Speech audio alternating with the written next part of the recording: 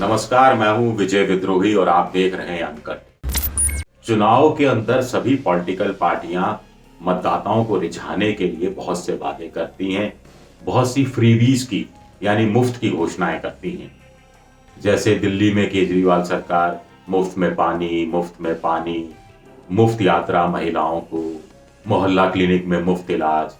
18 साल से ऊपर की हर महिला को हर महीने 1,000 रुपए उसके अकाउंट में हम डलवाया करेंगे। इसी तरह अलग अलग राज्यों में कोई लैपटॉप बांटता है, कोई मोबाइल फोन बांटता है, कोई आईफोन बांटता है, कोई स्कूटी देता है, कोई साइकिल देता है, कोई किसानों के कर्जे माफ करता है। लेकिन बीजेपी ये सब करते हुए भी इसके अलावा कुछ करती है और कुछ ऐसा करती है जो दूसरी पार्टियां नहीं करती। इससे बीजेपी ने अपना अलग वोट बैंक स्थापित किया है। दूसरी पार्टियां भी वोट बैंक स्थापित करती हैं फ्रीबीज देकर, लेकिन बीजेपी एक खास तरीके का वोट बैंक स्थापित करती है। ऐसा वोट बैंक जिससे रिटर्न सिर्फ एक बार के चुनाव में नहीं, बार बार के चुनाव में मिलता है या मिलने की संभावना नजर आती है। आप कहेंगे कि साहब ऐसा कौन सा वोट बैंक है, और अगर ऐसा वोट बैंक है तो इसको दूसरी पार्टियों ने अब तक फॉलो क्यों नहीं किया। दरअसल बीजेपी का ये जो वोट बैंक है, इसका नाम है लाभार्थी वोट बैंक। अंग्रेजी में कहेंगे बेनिफिशियरी वोट बैंक। लाभार्थी वोट बैंक वो है जिसको बीजेपी टारगेट करके चलती है। कुल मिलाकर जैसे कि जो डोमिनेंट कास्ट है, जैसे कहीं सवर्ण है, कहीं जाट है, कहीं यादव है। अगर उत्तर प्रदेश चुनाव की हम बात करते हैं, मेनली चलिए उत्तर प्रदेश चुनाव की बात करते हैं कि सवर्ण जातियां हो गई, जाटव हो गए दलितों में, ओबीसी में यादव हो गए, वैसे ही जाट हो गए। तो ये डोमिनेंट कास्ट है, तो डोमिनेंट कास्ट को बीजेपी साइड में रख देती है। उसमें उसका जो कोर वोट है वो आ जाए तो आ जाए। जैसे सवर्ण है, कोर वोट है, उसको अपने साथ रखा, वो उनका साथ देगा ही। बाकी जो डोमिनेंट कास्ट वाली जो ग्रुप है, जैसे ओबीसी ग्रुप है, उसमें जैसे यादव डोमिनेंट कास्ट है, जैसे मान लीजिए कुर्मी भी डोमिनेंट कास्ट है, तो इसके अलावा जो अन्य कास्ट है उन कास्ट को बीजेपी लुभाती है। दलितों में जैसे गैर जाटों को लुभाया, जाटवों को भी लुभाया। इसमें वो उनको लाभार्थी वोट बैंक बनाती है। लाभार्थी कैसे? कोई भी योजना शुरू होगी सिर्फ इन के लिए शुरू होगी, या ये सर इनको प्राथमिकता के आधार पर चीजें मिलेंगी। जैसा उत्तर प्रदेश की बात करें तो गैस सिलेंडर योजना, इसमें जो अति पिछड़े हैं, महादलित हैं, अति दलित हैं, उन सबको शामिल किया गया।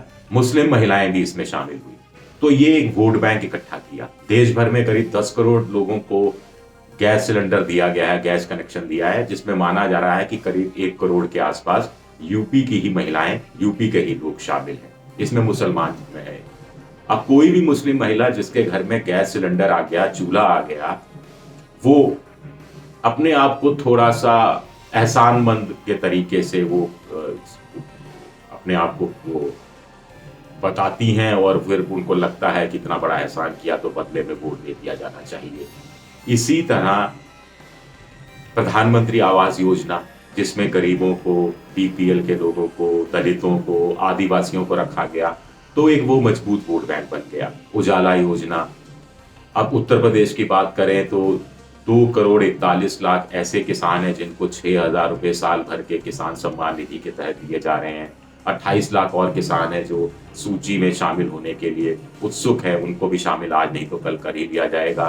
तो 2,70,00,000 के आसपास यही लोग हो गए। 3.5 करोड़ बीजेपी को पिछली बार वोट मिला था, तो ये एक लाभार्थी हो गए। और फिर बीजेपी इनमें इन्वेस्ट करती है, इनसे बातचीत करती है। प्रधानमंत्री लाभार्थियों से बात करते रहते हैं वर्चुअल उसमें। कभी उन्होंने बात कर ली उन महिलाओं से जिनको गैस का चूल्हा दिया गया। इस बहाने वो याद दिलाते रहे हैं कि देखिए हमने आपको कितना बड़ी राहत दी है, और राहत के बदले आपने पिछली बार वोट दिया, तो इस बार आप भूल मत जाना, इस बार भी हमें ही वोट देना।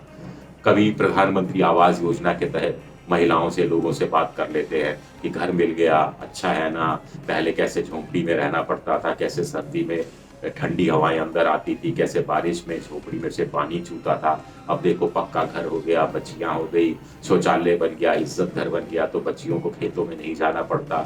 और घर के अंदर शौचालय बन गया, स्वच्छता अभियान शुरू कर दिया, उजाला योजना के तहत बिजली का कनेक्शन लग गया। अब देखिए आपके घर, हर घर के नल के लिए जल की हम व्यवस्था कर रहे हैं। प्रधानमंत्री फसल बीमा योजना के तहत देखिए किसानों की अगर फसल खराब हुई तो मुआवजा देने की हमने पूरी व्यवस्था कर ली है। तो ऐसे लाभार्थियों का एक वोट बैंक है जो बीजेपी को एज देता है एक तरह से। हमें ये बात नहीं भूलनी चाहिए, उत्तर प्रदेश में अखिलेश और योगी के बीच में मुकाबला है। सोशल इंजीनियरिंग या जातिवाद के नाम पर सारी जातियों को गोलमन जितनों को जो अपने पक्ष में कर सकता था कर लिया है। अगर निषाद हैं, अगर अपना दल है, अगर कुछ और छोटी पार्टियां हैं वो बीजेपी के साथ गई हैं, तो राजभर हैं, जाटों की पार्टी मानी जाती है जयंत चौधरी की, आरएलडी है, और इसके अलावा महान दल है, ये लोग अखिलेश यादव के साथ गए हैं। तो ये अपने अपने चीजें सेट हो गई। लेकिन इसके अलावा एक लाभार्थी वोट बैंक है जिसमें दलित भी आ रहा है, जिसमें जाट भी आ रहा है, जिसमें महिलाएं भी आ रही हैं, जिसमें मुस्लिम महिलाएं भी आ रही हैं, जिसमें यादव महिलाएं भी आ रही हैं, यादव लोग भी आ रहे हैं। तो कुल मिलाकर ये लाभार्थियों को एनकैश कराने का एक बीजेपी की रणनीति है। इसके तहत बीजेपी ने लंबे समय तक काम किया है और बार बार लाभार्थियों को ध्यान भी दिलाया है। आपको ध्यान होगा राजस्थान में जब विधानसभा चुनाव थे उससे पहले बकायदा एक सम्मेलन हुआ था जिसमें प्रधानमंत्री खुद आए थे, जिसमें महिलाओं को बड़ी संख्या में बुलाया गया था और उसमें भी खास तरह की साड़ियां उनके लिए थी कि जिनको उज्ज्वला योजना के तहत गैस सिलेंडर मिला है वो फलाने रंग की साड़ी पहन के आएंगी, जिनको प्रधानमंत्री आवास योजना के तहत घर मिला है वो फलाने रंग की साड़ी पहन कर आएंगी, जिनके घर इज्जत गृह बना है यानी शौचालय बना है वो अलग तरह की साड़ी पहन कर आएंगी, जिनके घर उजाला स्कीम के तहत बिजली आई है वो अलग तरह की साड़ियां सब पहन कर आएंगी। तो ऐसे में एक बड़ा, आप समझ लीजिए टेलीविजन के हिसाब से कितना शानदार सीन बनता है। भगवा रंग की साड़ी, पीले रंग की साड़ी, हरे रंग की साड़ी, नीले रंग की साड़ी, जैसा भी जो सेट कर रखा है। तो ये लाभार्थियों की बात तो पिछली बार लोकसभा चुनाव से पहले खुद अमित शाह से लेकर प्रधानमंत्री मोदी तक कहा करते थे कि 22 करोड़ लाभार्थी हैं, 23 करोड़ वोट मिला था। 22 करोड़ लाभार्थी होना कोई छोटी मोटी बात नहीं होती। और अगर उसमें से अगर 50% लोगों ने भी वोट दिया मान लीजिए, या 60% ने भी दिया, तो 12, 13, 14 करोड़ तो वोट यही हो जाता है। ऐसे ही उत्तर प्रदेश की बात है। उत्तर प्रदेश में पिछली बार करीब 14 करोड़ लोग वोटर था, जिसमें से 8 करोड़ के आसपास ने वोट दिया था, 3.5 करोड़ बीजेपी को मिला था। इस बार लाभार्थियों की बात मानी जाए, जिसमें किसान सम्मान निधि का किसान जो लाभार्थी है, जिसमें गैस सिलेंडर जिसको मिला है, प्रधानमंत्री आवास योजना के तहत घर मिला है, जिनके घर इज्जत घर यानी शौचालय बने हैं, ये सब की संख्या जोड़ी जाए तो करोड़ों में ये संख्या बैठती है। और इसमें से अगर आधे भी एहसान के बदले वोट देते हैं या फिर अलग अलग पार्टियों के या अलग अलग धर्म के या अलग अलग जाति के नुमाइंदे होने के बावजूद इससे उठकर एक लाभार्थी वोट बैंक बनकर वोट देते हैं तो बीजेपी की बल्ले बल्ले हो जाती है। तो ये एक सोचा समझा वोट बैंक है जिसको एनकैश कभी भी कोई दूसरी पार्टियां नहीं करा पाई।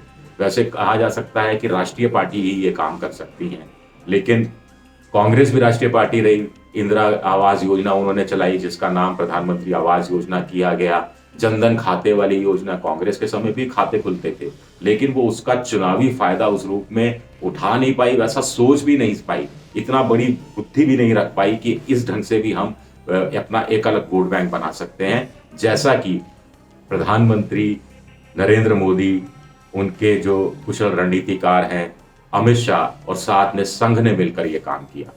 उत्तर प्रदेश की बात करें तो दलितों के बीच में, ओबीसी के बीच में, आदिवासियों के बीच में संघ ने कई सालों से लगातार मेहनत की है, उनको अपने पक्ष में रखने की कोशिश की है, समझाने की कोशिश की है, अपनी जो विचारधारा है वो समझाने की कोशिश की है और उसके ऊपर फिर आर्थिक फायदा जोड़ दिया गया। इसका बहुत बड़ा फायदा होता है, मल्टीपल इसका फायदा हो जाता है, हम यह कह सकते हैं। और फिर ऐसी छोटी जातियों को अब लगता है कि उनके यहाँ जो जातिगत समूह है उसमें जो अपर कास्ट की जातियां हैं या जो प्रभावशाली जातियां हैं वो हाशिए पर हैं और उनको ज्यादा मान सम्मान दिया जा रहा है, तो बदले में उनको फिर और ज्यादा लगता है कि ऐसी पार्टी को क्यों ना वोट दिया जाए जिन्होंने हमारी इज्जत रखी, हमारा सम्मान रखा और हमारे सम्मान की बार बार वो लोग याद भी दिला रहे हैं।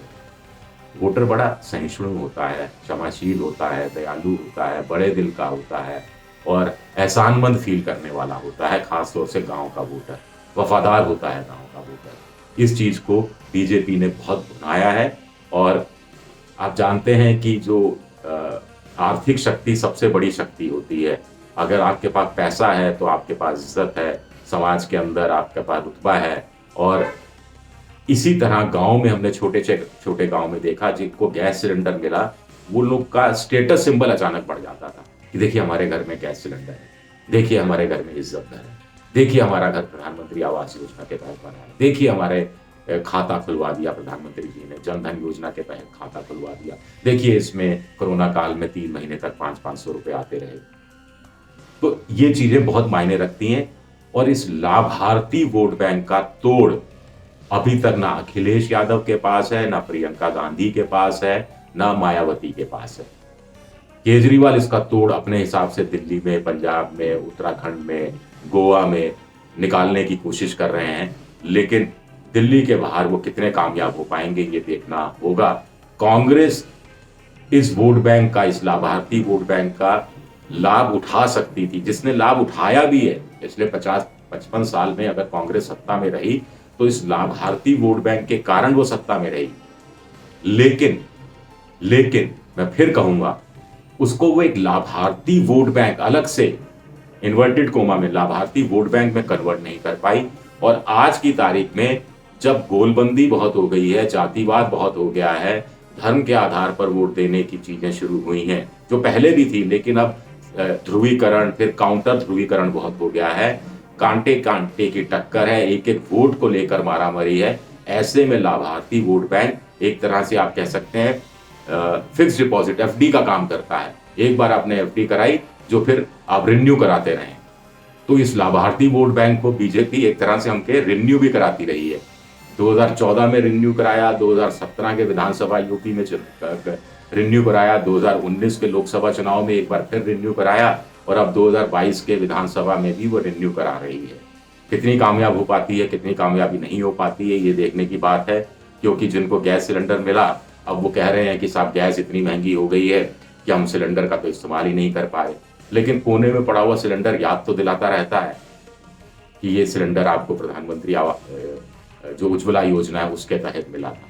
फिर एक बार अंत में क्या ये वोट बैंक में फिर ट्रांसलेट होगा, ये लाभार्थी वोट बैंक फिर काम आएगा बीजेपी के, जहां कांटे की टक्कर अखिलेश यादव के साथ है। देखना बहुत दिलचस्प रहेगा और जब चुनावी नतीजे आएंगे उसके बाद जो विश्लेषण होगा तो उसमें आप गौर करना, मेरी बात याद रखना कि इसमें लाभार्थी वोट बैंक का कितना फायदा बीजेपी को होता है या नहीं होता है। ये बहुत बड़ा कारण और कारक बनने वाला है। शुक्रिया, बहुत बहुत शुक्रिया।